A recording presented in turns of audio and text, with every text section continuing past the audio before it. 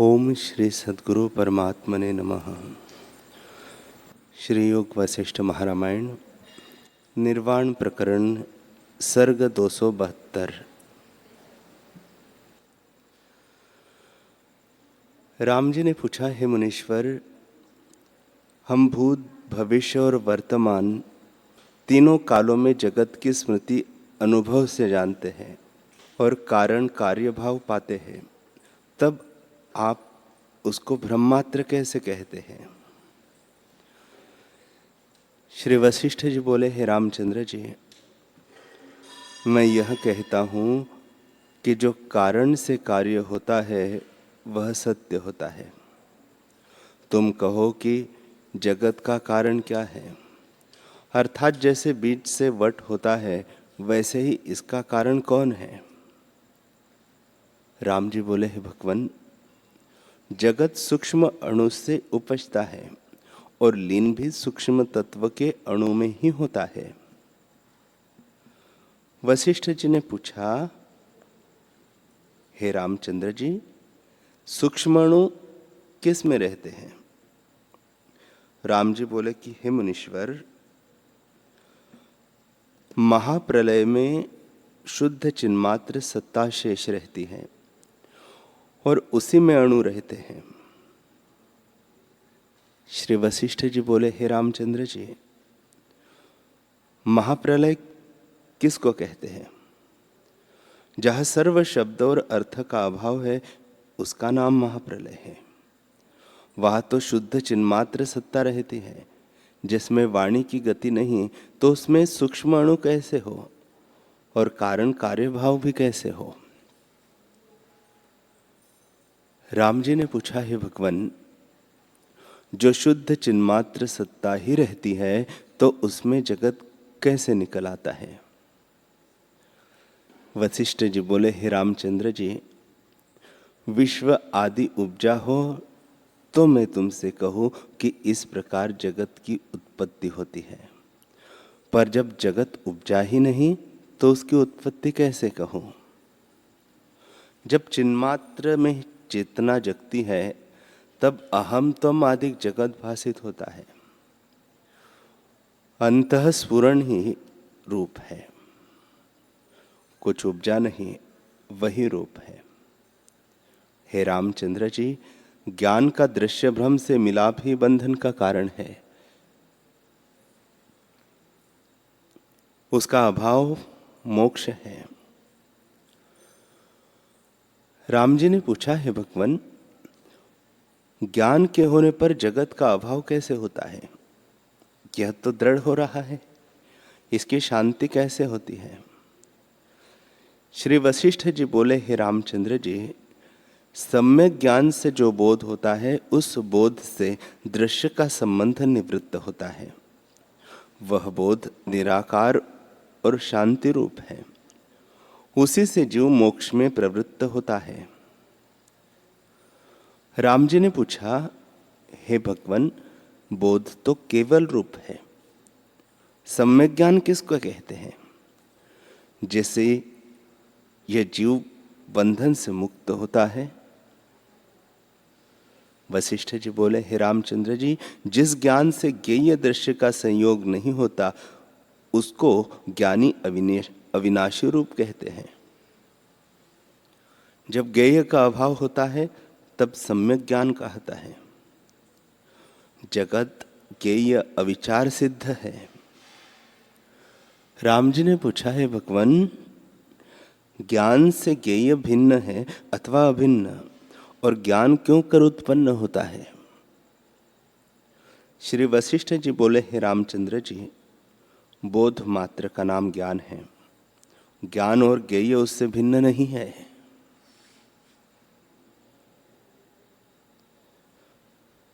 राम जी ने पूछा कि हे भूत भविष्य और वर्तमान के जानने वाले, जो खरगोश के सिंग की नाई ज्ञेय असत्य है तो भिन्न होकर क्यों भासित होता है? श्री वशिष्ठ जी बोले, हे रामचंद्र जी, बाह्य जगत ज्ञेय भ्रांति से दिखता है, उसका सद्भाव नहीं है। भीतर जगत है, न बाहर जगत है, यह अर्थ से रहित भासित होता है। राम जी ने पूछा, हे भगवान, अहम तुम आदिक तो प्रत्यक्ष दिखते हैं और इनका अर्थ सहित अनुभव होता है, तुम कैसे इनका अभाव कहते हो? श्री वशिष्ठ जी बोले, हे रामचंद्र जी, यह सब जगत विराट पुरुष का शरीर है।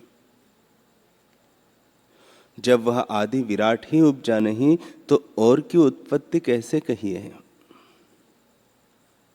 राम जी ने पूछा, हे मुनीश्वर, जगत का सद्भाव तो तीनों कालों में पाया जाता है, पर तुम कहते हो कि उपजा ही नहीं।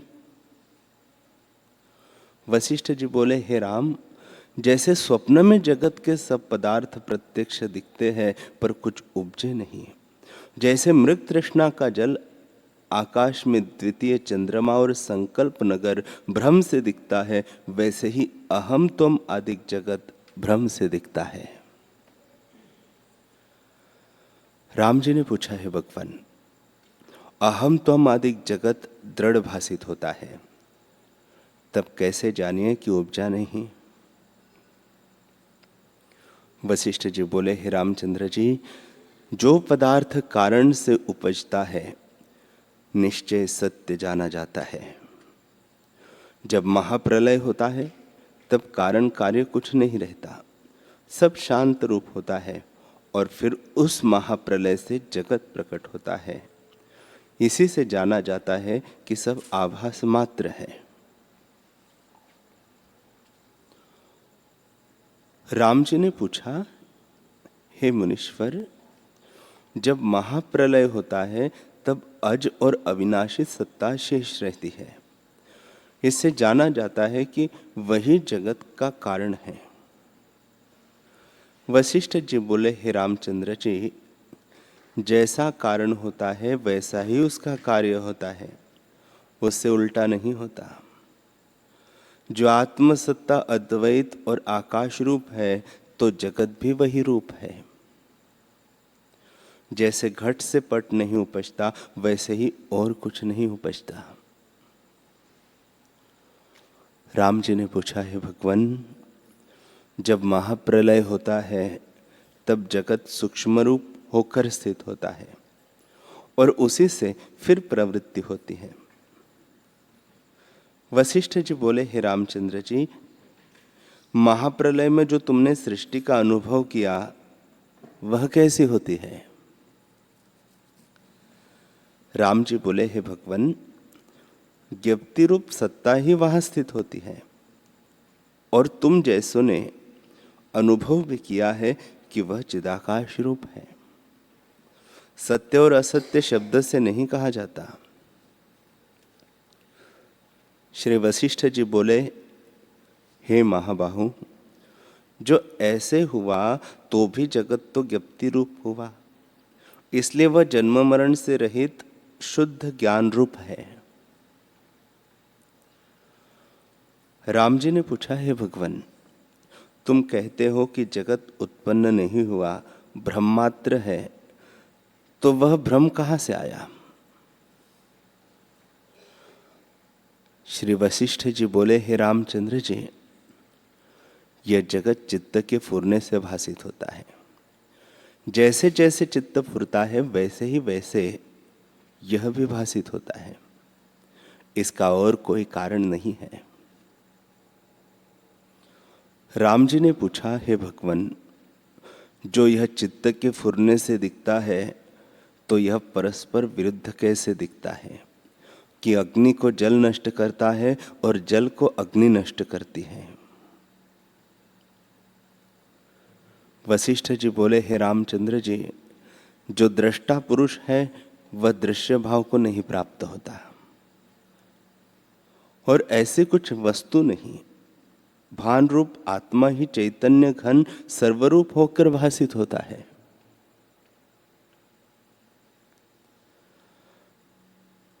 राम जी ने पूछा, है प्रभु, चिन्मात्र तत्व आदि अंत से रहित है और जब वह जगत को चिताता है तब होता है, पर तो भी तो वह कुछ हुआ। जगत रूप चैत्य को असंभव कैसे कहिए? वशिष्ठ जी बोले, हे रामचंद्र जी, इसका कारण कोई नहीं, इससे चैत्य असंभव है। चैतन्य सदा मुक्त और अवाच्य पद है। राम जी ने पूछा, हे भगवान, जो इस प्रकार है तो जगत और तत्व कैसे प्रकट होते हैं, और अहम तुम आदि द्वैत कहाँ से आए हैं? वशिष्ठ जी बोले, हे रामचंद्र जी, कारण के अभाव से यह जगत कुछ आदिक से उपजा नहीं, सब शांत रूप है, और नाना जो भासित होता है सो ब्रह्मात्र है। फिर राम जी ने पूछा, है भगवान, सर्वदा प्रकाश रूप निर्मल तत्व निरुल्लेख और अचल रूप है, उसमें भ्रांति कैसे है और किसको है? वशिष्ठ जी बोले, हे रामचंद्र जी, निश्चय करके जानो कि कारण के अभाव से भ्रांति कुछ वस्तु नहीं, अहम तो आदिक सब एक अनामय सत्ता स्थित है।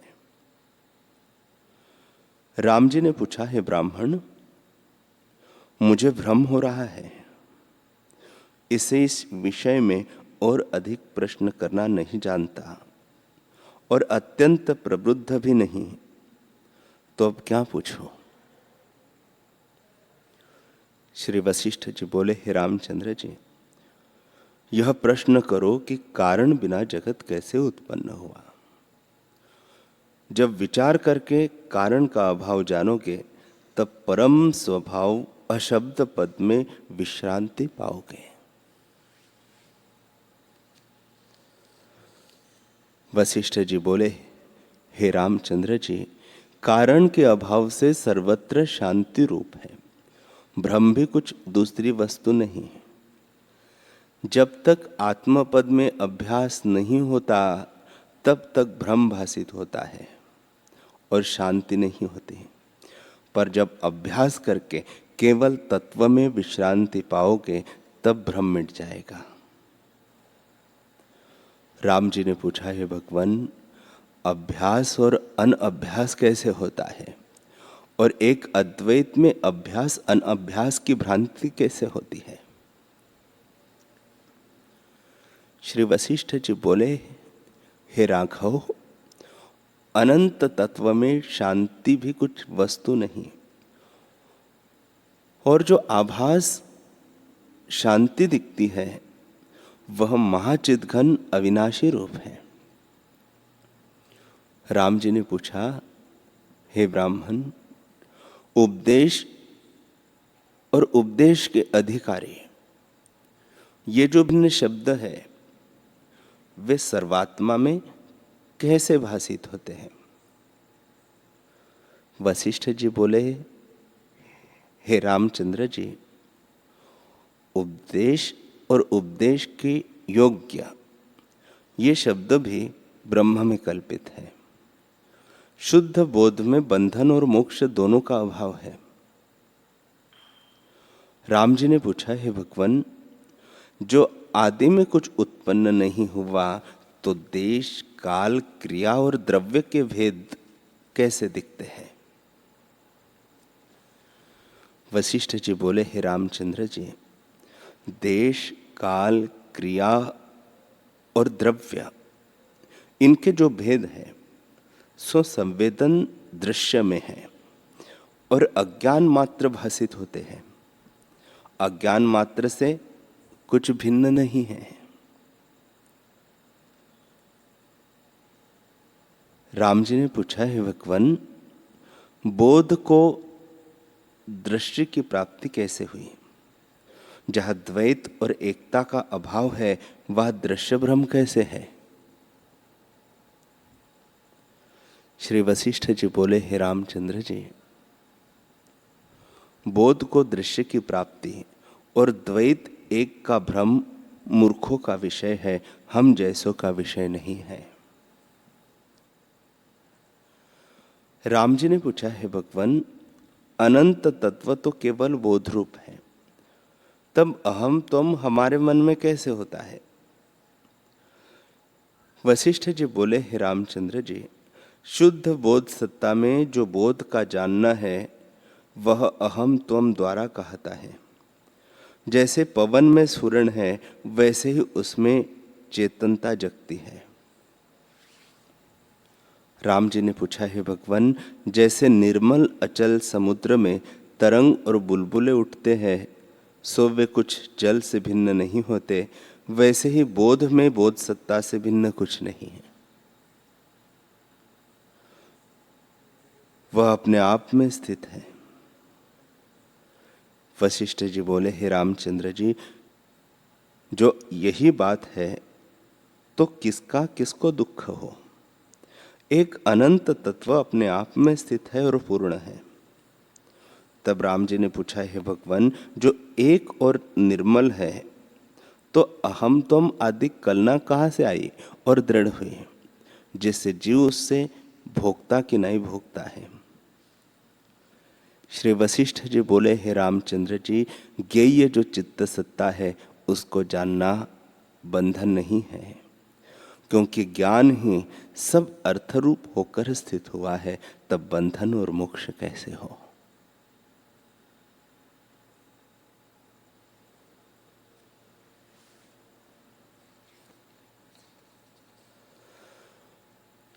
हरि ओम।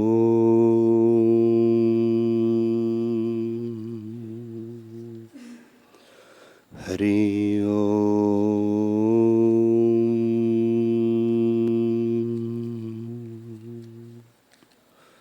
हरि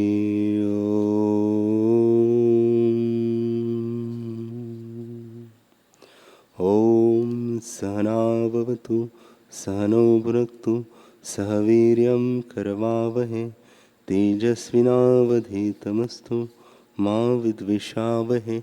ओम शांति शांति शांति। श्री सद्गुरुदेव भगवान की जय।